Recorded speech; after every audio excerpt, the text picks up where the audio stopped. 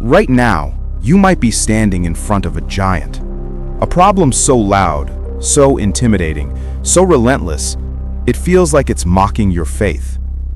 Maybe it's the bill you can't pay, the heartbreak you can't speak of, the fear that attacks you at night, or the voice that keeps whispering, "You'll never make it." Every day, that giant steps forward, louder, stronger, more arrogant, trying to convince you that you're too small, too weak, too late. But stay with me, because what God did for David is not just an ancient story, it's a blueprint for your breakthrough. By the time this story ends, you will see exactly how God turns ordinary people into giant slayers, and how the giant standing in your life right now is already losing its power. The valley of Elah trembles with tension. On one hill, Israel's exhausted army. Men who once spoke of God with confidence now speak of fear with trembling lips. On the other hill, the Philistines, a sea of armor, arrogance, and mockery. And standing between them, the giant, Goliath, a monster of a man, nearly 10 feet tall, wrapped in bronze, with footsteps that shake the ground and a voice that drowns out courage. Every morning for 40 days, the same nightmare repeats. He steps forward. He roars a challenge. Israel shrinks back. Hope grows smaller. Faith grows weaker. The future feels dark. This is what happens when the giant becomes louder than the God who made the mountains. The people aren't just fighting a warrior, they're fighting their own fear. They're fighting discouragement, doubt, and exhaustion. He comes closer, and Israel steps further back. Every single day. But miles away, in the quiet hills of Bethlehem, a shepherd boy is walking with purpose. David, not yet a soldier, not yet a hero, not yet crowned as king, just a young man with calloused hands, a simple sling at his side, and a heart tuned to God's whisper.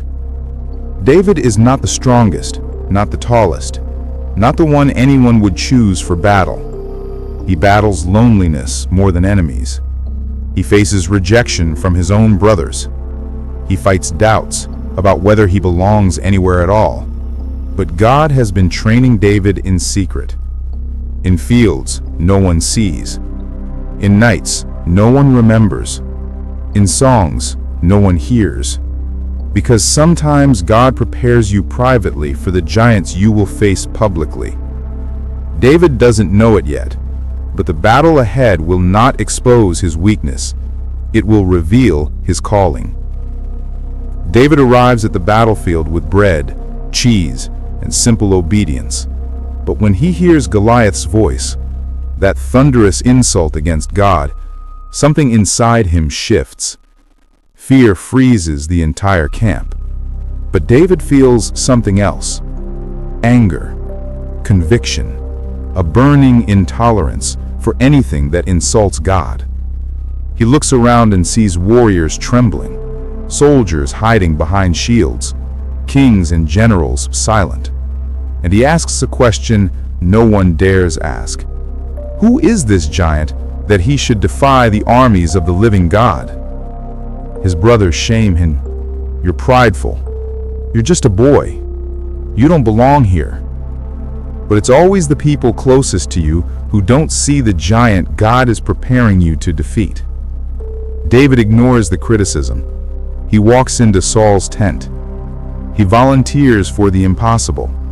But Saul looks at him through human eyes. No, you're too young, too small, too inexperienced. Yet David speaks with the confidence of someone who has fought in private and won battles no one applauded. When a lion came for my sheep, when a bear tried to take my flock, God delivered me. And the same God will deliver me from this giant. Silence. Saul studies him, the fire in his eyes, the faith in his voice. Saul finally steps aside. Go, and the Lord be with you. David walks toward the valley. No armor, no sword, no shield. Just faith, just a sling, just obedience. And sometimes those three things are enough to change history. The giant steps forward again. His shadow stretches across the valley like a prophecy of defeat. He sees David, young, unarmored, unimpressive, and Goliath laughs. Am I a dog that you come at me with sticks? Insults fly. Mockery fills the air. The Philistines roar with laughter. But David isn't listening to the giant, because he's listening to God. David lifts his eyes, and the presence of God fills him like a flood. He answers the giant, "You come against me with sword and spear, but I come against you in the name of the Lord." And in that moment, the entire valley falls silent. David places a single stone in his sling. He swings, slow, calm, precise, anointed. The stone flies like lightning. It strikes. The giant falls. A nation gasps.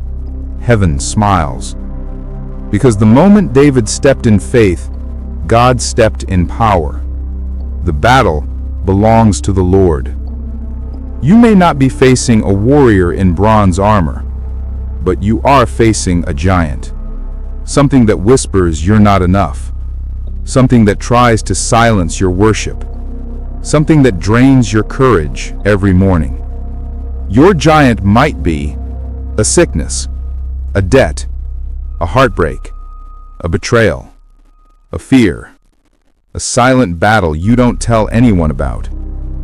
But the story of David teaches you this: God trains you in hidden places so you can win battles in public places. Your weakness does not disqualify you. It positions you for God's strength. And sometimes your giant is not standing against you. It's standing between you and the future God has already written.